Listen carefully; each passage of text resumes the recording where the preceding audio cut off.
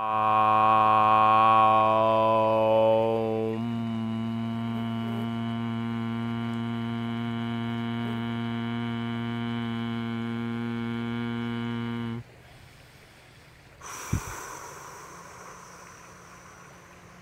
so I just finished meditating just now. This is the last of it, and I really had some thoughts that, you know, they just had to be shared on this camera. They had to be shared in this video because I had the blindfold on and I took off the blindfold, and almost as if I am being controlled by something else, I got out my camera, I got out the selfie stick, and now I'm talking to you guys. And the theme is seeing beyond good and evil, seeing beyond duality. Now we're talking about non-duality. We are talking about non-dual consciousness. We're talking about oneness. We're talking about everything being connected, everything being perfect. If you were to look at this existence that we're in, this version of reality, this frequency of reality, because mind you, it's a matter of changing frequencies, it's a matter of changing radio stations. That's really what your experience is. You're changing radio stations, and when you meditate, you change radio stations. And when you die, you change radio stations. That's all it is. That's all death is. Death is a radical change in a radio station. That's all it is. Just radically happens. Let's say a radically different channel. How about that? You're changing the radio station to a radically different channel. And I feel like when you meditate, you kind of get closer to that radio station. And I've heard it said that meditation is preparation for death.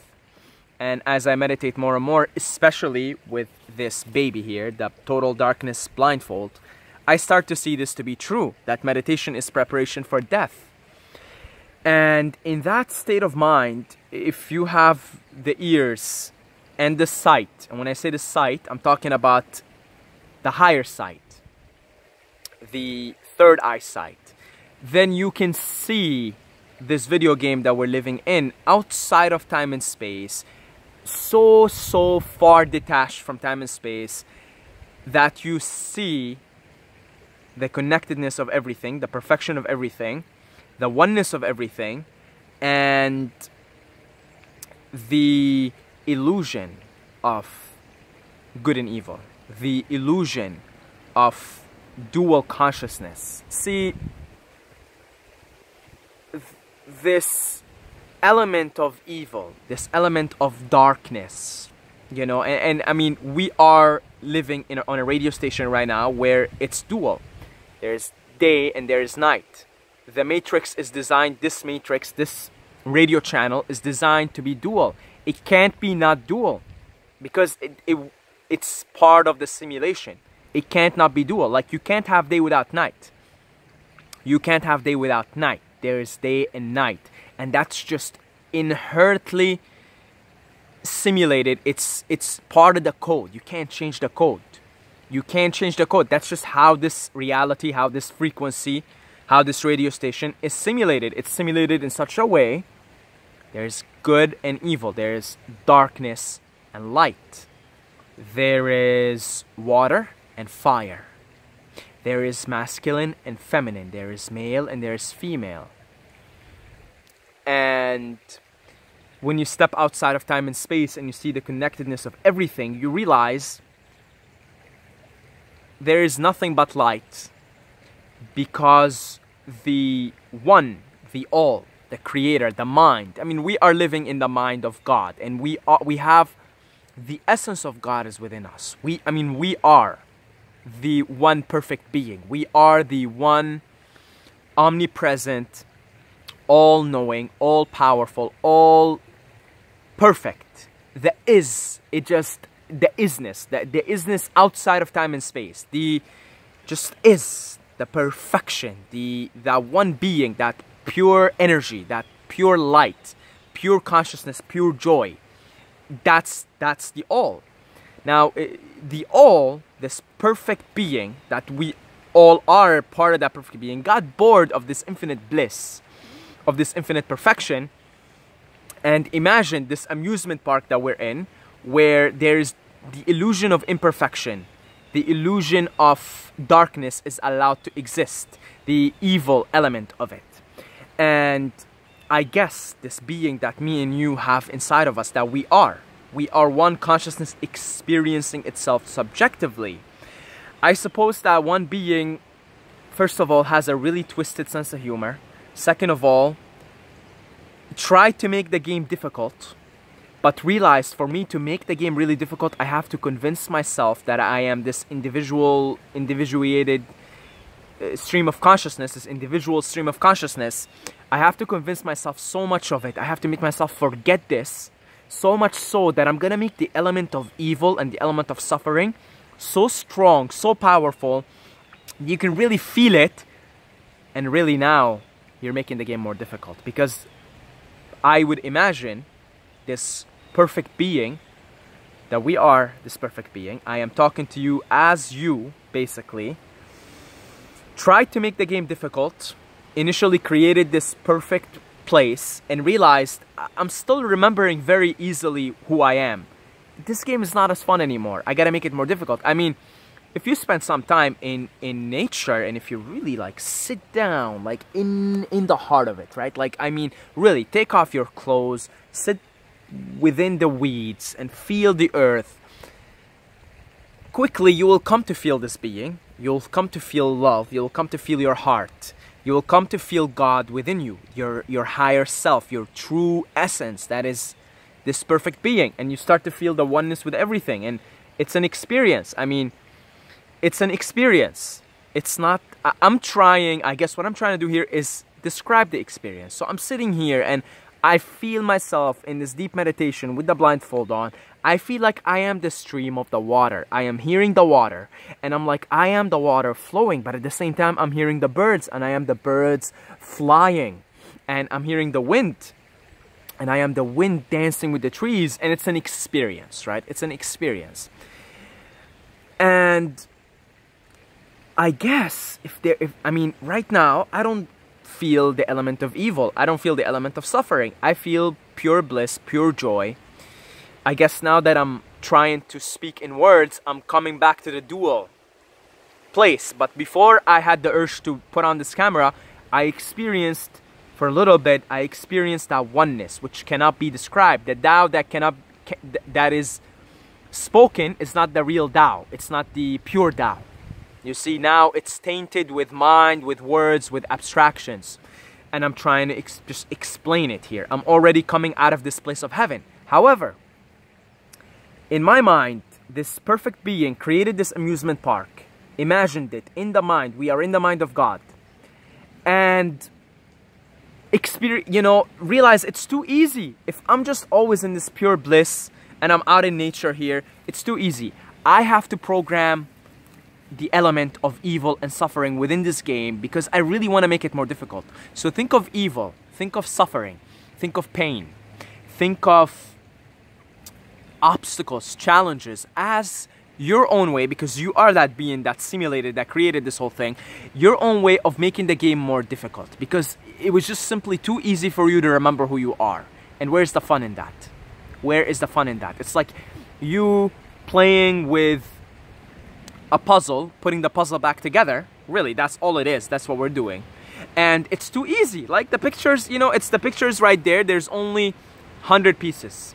You'll put it together in 20 minutes. Really, if you have a 100-piece puzzle, you'll put it together in 20 minutes, 30 minutes. Within an hour, it'll be back together. Okay? And that's, I think, what happened is we are in the, this God consciousness realized in its own mind, realized, okay, no, this is too easy. How can I make this more difficult? I really don't want to remember who I am. I want it to take me so long. I want it to take me so much to remember who I am. All right, let me put the element of duality here. Let me put this illusion of darkness, this element of darkness, and let me play myself out in this simulation, in this version of reality where it's dual consciousness. And let me program it within it, and let me make it so difficult, so much so that I have to incarnate for thousands and millions of times before I remember who I am. Because in the grand scheme of eternity, in the scheme of the allness, the oneness, the God consciousness that you are, that I am, the perfect being, billions of years is nothing. This being that we are is outside of time and space. It's outside of time and space.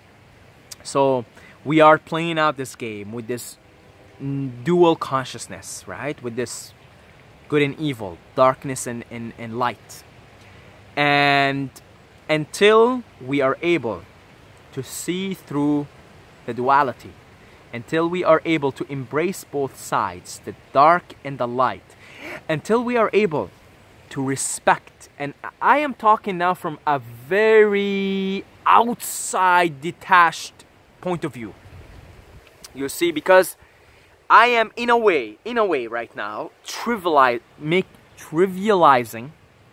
the element of pain and suffering. I kind of am right now, because I'm looking at things so detached, and I'm saying until we are able to respect the element of suffering, until we are able to respect Lucifer, until we are able to respect Satan, until we are able to respect this element of darkness, of this element of evil, and embrace it as, oh, right, thank you, almost thank yourself. Because whenever you say thank you, whenever you sit down and you pray, you're praying to yourself. Whenever you say thank you, you're thanking yourself.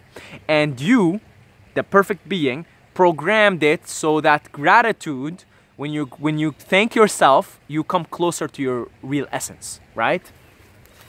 When you thank yourself, you say thank you for suffering. When you thank yourself for pain, when you thank yourself for evil, you are, in other words, praising your own magnificent imagination, your own magnificent creation, your own magnificent mind, your own magnificent intelligence, for making such a difficult game that it takes you millions of incarnations in so many different life forms before you even begin. Because right now, you know, were you guys watching this video, all of us are, I would say, on a similar vibe, on the same path, let's say.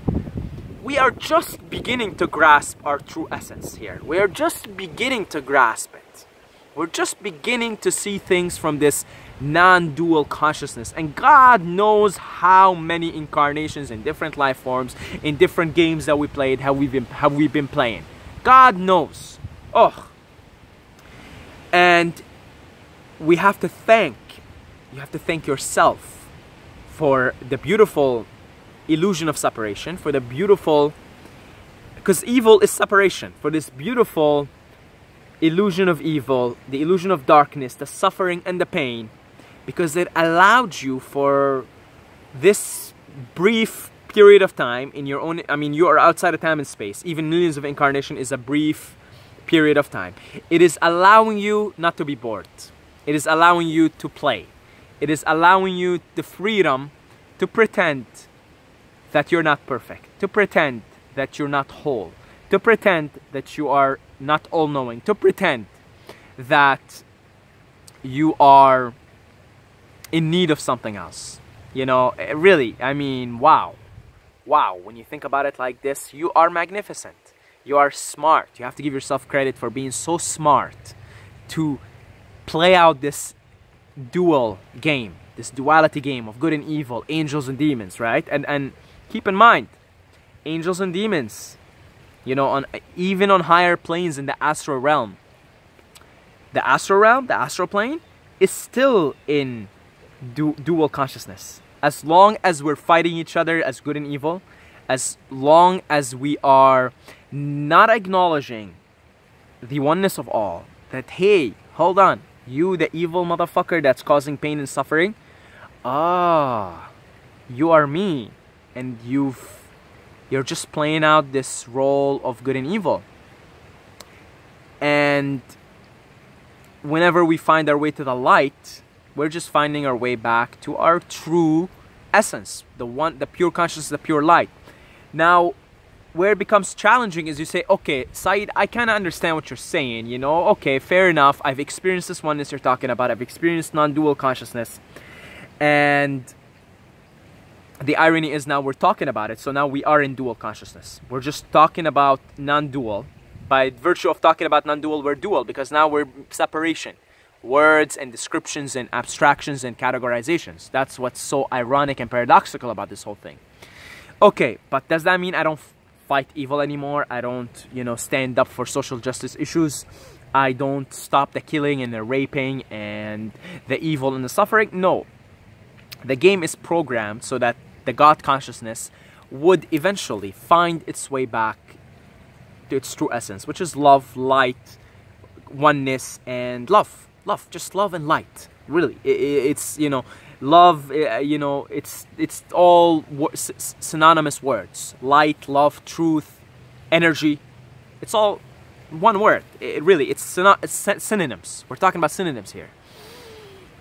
And the fact that you're finding your way back to yourself, you're seeing the things from a non-dual consciousness, means you're finding your way back to the light. And naturally, when you find your way back to the light, your actions will be coming from a place of light, from a place of love, from a place of embracing everything and everyone, all of creation, all the elements of creation.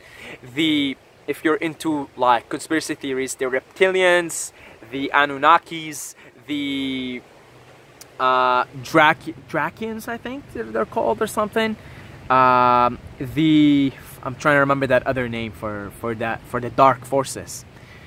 Which, I mean, they exist. They do exist. They really do. Reptilians. There's a name that includes all of them. Anyway, I can't remember what the name is. But that means all of it, embracing all of it. That means no, you still do the work of light. You still do the work of love, the work of good, because that's all there is. And the other element is an illusion. But you, in your heart, respect and know and appreciate the other side of it. So you still fight injustice with the knowledge that, hey, you know, I see what I did, because you are it. You are the one that created all of this. I see what I did there. I really made this game difficulty really, really high. And you know what? Now I'm finding my way back. So I'm inclined to fight the injustice. I'm inclined to stop the criminals. I'm inclined to do all of this. But, you know, I'm not going to keep all of it out of my heart. I'm not, because I created all of this in the first place. I'm playing a game with myself. I'm masturbating. I'm jerking off. And, alright, I'm going to spread the good of the work of love, the work of truth, the work of light, the work of goodness. But with this understanding that even the other element is playing its part in this duality, in this game. And part of me can't help but applaud for my genius and really admire my own work of beauty. And be, I guess, in awe of my own creation. Because I am perfect. I am all-knowing, and I just created this magnificent, beautiful, wonderful illusion of separation, this wonderful illusion of imperfection, so that I can just have some fun and not get bored. So, yeah, that's where this rant will end. That's yeah, that's where I'll end it. God bless you all, guys, and I love every single one of you, because I am you. How can I not love myself? And I'm so happy, I'm so glad that I created this illusion of separation, because it just goddamn feels so good when I come together with my loved ones. And I really don't have that experience as the one all-knowing, all-perfect being. I really don't have that experience of coming together with someone else. So, I'm so happy that I have people who are vibing with this information, so-called people that are so-called not me but are me. And I'm so happy whenever I come together and I connect with myself, and I am still loving this, to experience this illusion of separation. And that's it, guys. God bless you all.